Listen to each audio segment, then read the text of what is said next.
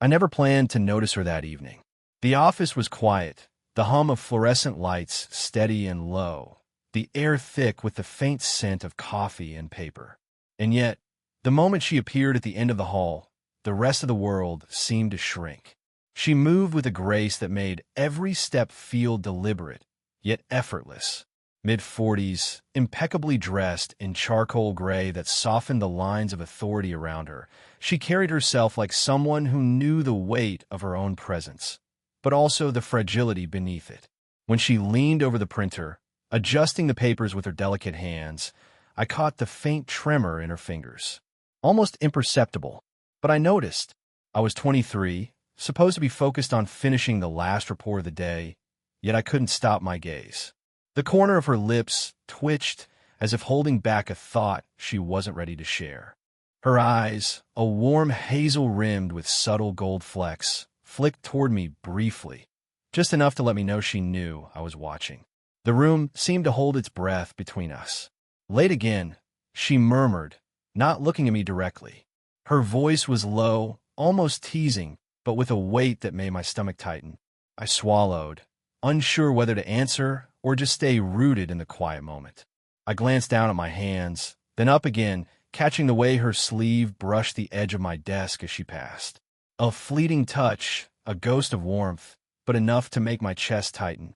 I could feel the air between us pull taut, charged. She didn't ask if I was tired. She didn't need to. There was a softness in her glance that said more than words ever could, a subtle vulnerability beneath the calm, the kind of honesty that comes without admitting it. My pulse quickened, and I realized I'd been holding my breath, waiting for some signal that she might stay, that she might linger. "Do you usually stay this late?" I asked, too quietly, my words almost swallowed by the hum of the office. I cursed myself instantly. Her gaze lifted fully now, meeting mine. For a heartbeat, the world outside the office ceased to exist. She tilted her head slightly, lips parting just enough to suggest a smile. "Sometimes," she said. Then, leaning just a fraction closer, she added in a whisper that grazed my ear without quite touching it. "You're the reason I stay late." I froze, every instinct in me screaming and stalling at the same time. There was a vulnerability in that whisper, a delicate confession that didn't belong in an office, and yet it landed somewhere deep in me, unshakable. I wanted to say something, anything, but my voice seemed lodged somewhere between my chest and my throat. Instead, I just nodded, my fingers brushing against hers as she turned to leave. A tiny spark, almost accidental, but it made the world feel impossibly close, impossibly intimate. And then, footsteps echoed in the hallway. The door to the conference room creaked open, breaking the spell. She straightened, her composure returning instantly, the vulnerability hidden behind the familiar mask of poise. She shot me a look, half apology, half secret challenge, and walked past, leaving me with a pulse racing too fast, hands trembling too slightly, and a question I couldn't shake. The hum of the office had grown strangely comforting, as if the empty space amplified every small detail between us. I found myself watching her even more now, not intentionally, or at least that's what I told myself, but noticing the little things, how her fingers lingered on the stapler, the slight crease at the corner of her eyes when she concentrated, the faint exhale she let out when she thought no one was looking. She wasn't just my boss. She was a puzzle I wasn't supposed to solve. Mid-40s, a life full of quiet accomplishments and careful decisions. I was 23, still fumbling through early adulthood, craving clarity I couldn't name. And yet, there was a magnetic pull between us, undeniable and slightly reckless. She had always kept people at arm's length, and I'd heard whispers, rumors, really, about the relationships she'd left behind. A divorce? A love lost to timing? No one knew, and I never asked.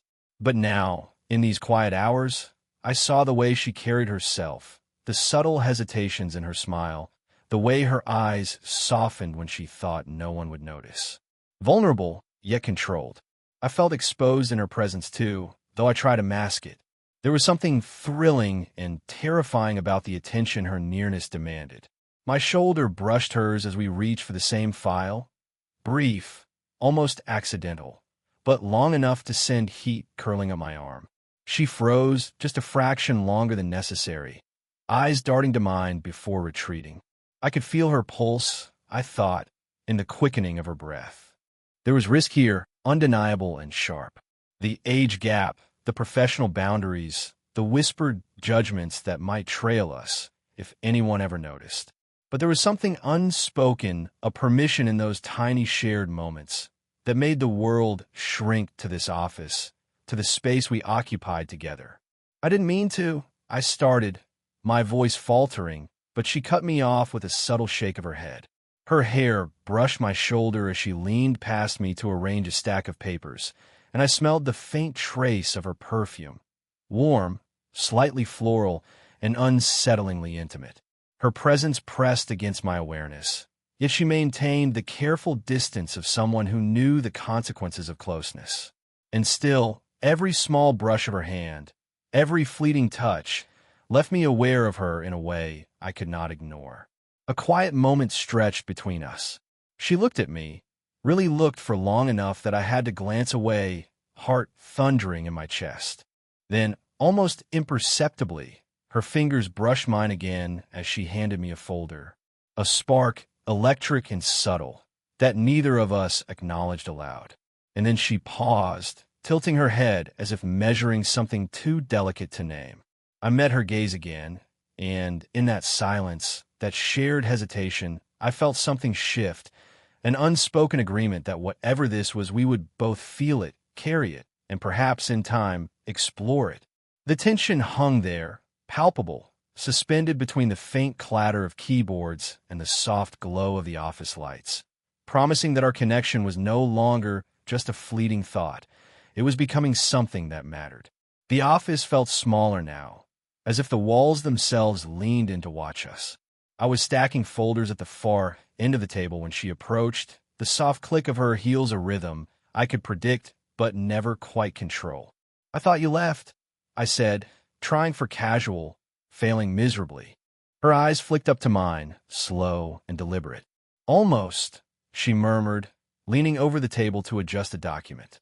The warmth of her body brushed mine for a moment, and I felt a charge run up my arm. We froze, caught in that fragile bubble where intention hung heavier than words. I wanted to reach for her hand, wanted to bridge the distance that seemed smaller than it should be, but I didn't. She didn't either.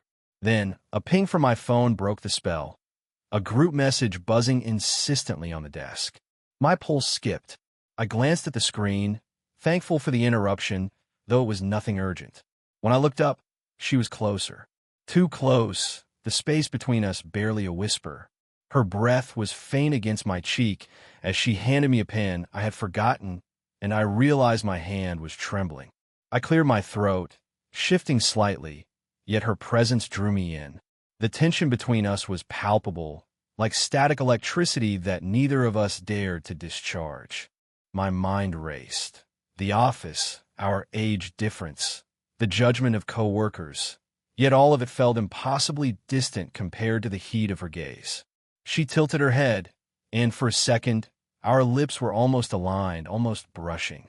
I wanted to close the gap, to let the world fade into that single heartbeat, but hesitation held me hostage. The consequences hovered in the background. The rumors, the rules, the careful decorum we both had cultivated for years.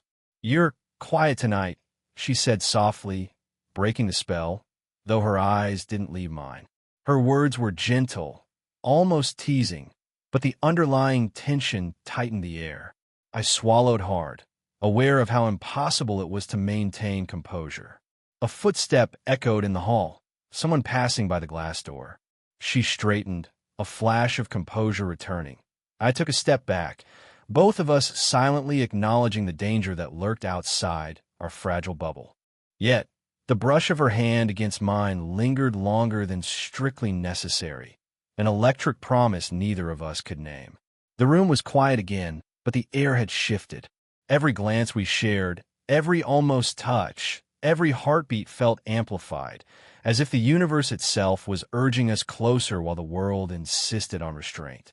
I wanted to say something, anything, but words failed me. She leaned in slightly, and even as I tried to resist, to honor the invisible boundaries, my chest pressed against hers, and her eyes softened in a way that spoke louder than confession.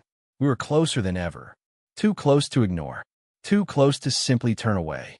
And yet, the kiss, the moment that hovered on the edge of possibility, remained unclaimed, suspended in a delicate tension neither of us could break, though both of us wanted it desperately.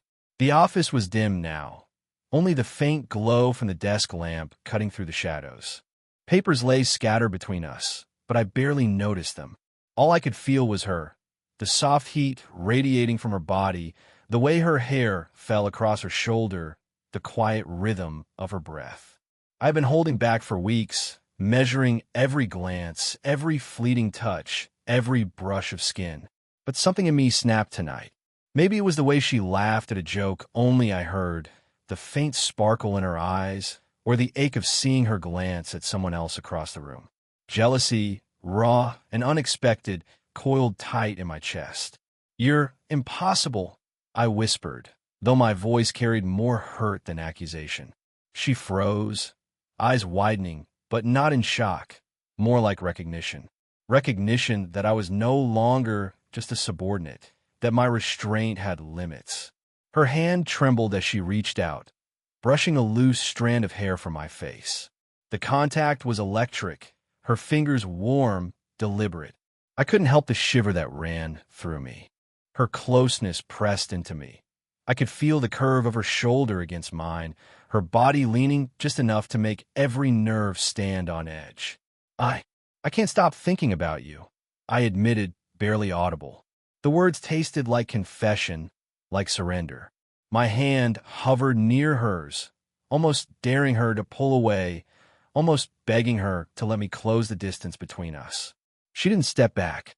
Instead, she leaned closer, so close that I could feel the faint warmth of her breath against my ear. "You're reckless," she murmured, her voice low, almost trembling. And yet, the vulnerability in her tone betrayed the strength she usually wore like armor. I wanted to close my eyes, to let the moment consume me, but something made me pause. A tiny knock on the door, a distant voice in the hall. But even that couldn't shake the electricity between us. Her lips were just inches from mine, and the world outside the office seemed irrelevant, impossibly far away. I could feel the softness of her lips, could almost hear the quickening of her pulse, and I wanted, more than anything, to erase the space between us. But she paused, eyes searching mine, questioning, daring. And in that suspended second, the tension became unbearable. Our desires raw, unspoken, and dangerous. "You have no idea what you're doing to me," she whispered, voice quivering slightly, but steady enough to hold me captive. My hands itched to touch her, to pull her close, yet we were both suspended on the precipice, teetering between restraint and surrender. The air between us was taut, vibrating with everything neither of us had dared say, and for a heartbeat, it seemed inevitable. I could feel it, the kiss that had been hovering for weeks, the confession that could change everything, the edge of something that could never be undone. And then she tilted her head, lips parting, and the world held its breath with us. The office smelled faintly of paper and lingering coffee, but it was her scent, soft, warm, and impossibly intimate, that filled the space between us. I had just gathered my courage, thinking tonight could be ours, when a shadow of reality intruded. "I saw you leaving with him yesterday," she said abruptly, her voice low but sharp enough to cut through the tension. She wasn't looking at me directly. Her gaze was fixed on a stack of files, but I felt the impact of her words as though they had struck my chest. I froze, my hands gripping the folder too tightly. I started, but she raised a hand, stopping me. I don't know what to think," she admitted, and for a second, her composure slipped. Her shoulder brushed mine as she leaned past, almost accidentally, and I felt the spark of closeness flare hotter than before. Her hair grazed my cheek, her warmth pressing against me, and I wanted to close the distance between us. But the revelation had changed the dynamic. What had felt like a private, safe connection now teetered on dangerous ground.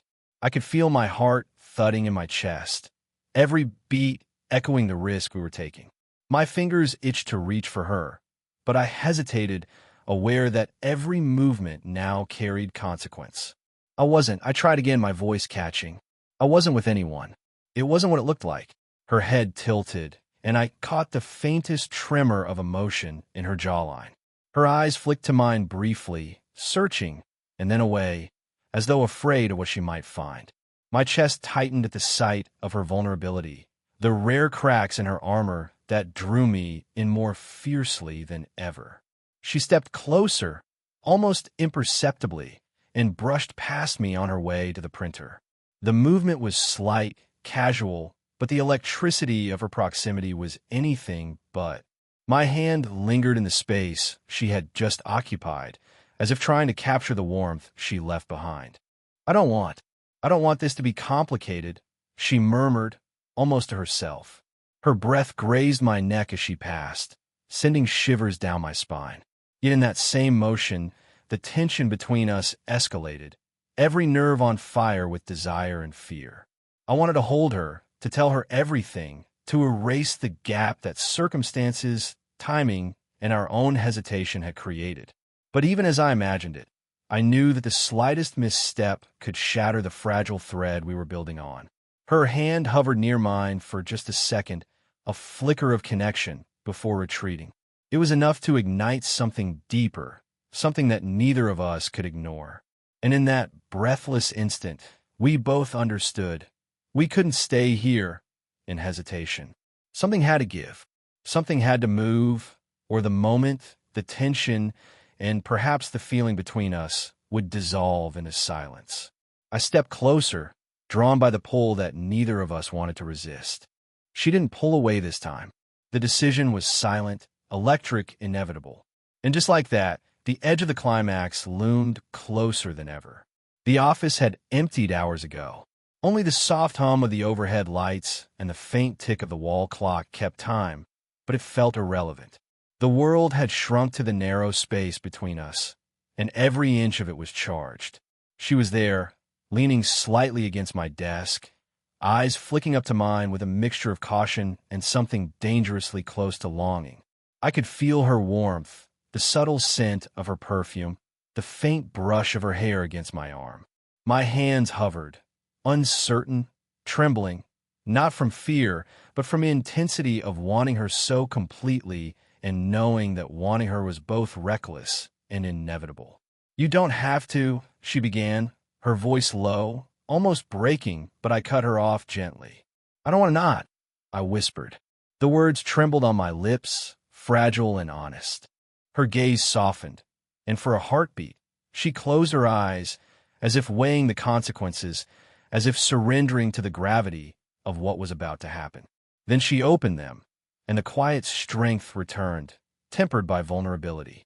"I can't promise it'll be easy," she murmured. "I don't care about easy," I replied. "I just want this." The space between us vanished. She leaned closer, our foreheads almost touching, breaths mingling, hearts hammering in uneven rhythm. My hand brushed a loose strand of hair from her face, lingering too long, memorizing the warmth and softness I had imagined for weeks. Her fingers traced a line along my jaw, tentative but deliberate, grounding me even as desire threatened to sweep us away. We were messy, uneasy, trembling raw, but entirely human. Every hesitation, every flash of doubt, every tremor of vulnerability only made the moment more real, more irreversibly ours. I could feel the tension in her shoulders, the way her body shifted just enough to press closer, the way her pulse echoed against mine in quiet defiance of everything that said we shouldn't. "Are you sure?" she whispered, barely audible, a thread of caution running through her warmth. I nodded, catching her gaze and letting my voice drop low. "I've never been more sure of anything." And then it was no longer a question, no longer a hesitation. We closed the last inches between us. Not violently, not rushed, but with a deliberate surrender that had been building for months. The world outside could wait. The office, the rules, the age gap, the whispers of caution, all of it dissolved into a quiet, shared understanding.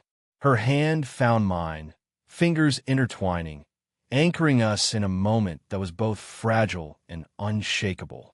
We stayed that close, hearts pounding, breathing mingling, until we understood something simple and terrifying. We could no longer pretend that nothing existed between us. And in that silence, that charged space, clarity arrived. The morning sunlight spilled through the blinds, painting the office in soft gold. For once, the space didn't feel like a place of rules and restraint. It felt like ours. She sat across from me at the small table in the break room, her fingers brushing mine as we shared a quiet cup of coffee. No words were needed. The closeness said everything. Weeks of tension, hesitation, and unspoken desire had led to this, a simple, intimate peace. Her hand fit perfectly in mine, the warmth spreading up my arm, settling deep in my chest. I noticed the faint smile playing at the corners of her lips, the softness in her eyes that had always hinted at vulnerability beneath confidence. "You really mean it?" she asked softly, leaning her forehead against mine. There was a whisper of doubt still lingering, but it was tempered by trust now, by the certainty we had built in the moments we'd shared. "I do," I said, voice low, steady. Every word. She closed her eyes for a moment, letting herself sink into the embrace. Her fingers tightened around mine, and I felt the gentle rhythm of her heartbeat against my own. It was messy, warm, human, the way love was meant to be. No theatrics, no grand declarations. Just us, breathing, touching, existing together in a way that felt real. We laughed quietly at some passing thought, leaning into each other, our shoulders brushing, her head resting against mine. The office, once a place of tension and stolen glances, had become a sanctuary, a place where the risk and the longing had finally found a safe space to breathe. She tilted her head, and I caught the faint scent of her hair, warm and comforting. "I never thought," she began, then trailed off, letting the silence speak. I squeezed her hand gently. "You didn't have to," I whispered. "We found our own way." The world outside didn't matter anymore. Not the age gap, not the office whispers, not the cautious boundaries we had feared. We had chosen each other, fully, imperfectly, and with everything that made us human. We stayed like that for a long moment, foreheads touching, hands intertwined, hearts finally aligned. There was no rush, no anxiety, only the quiet, undeniable truth that we belonged together, at least here, at least now.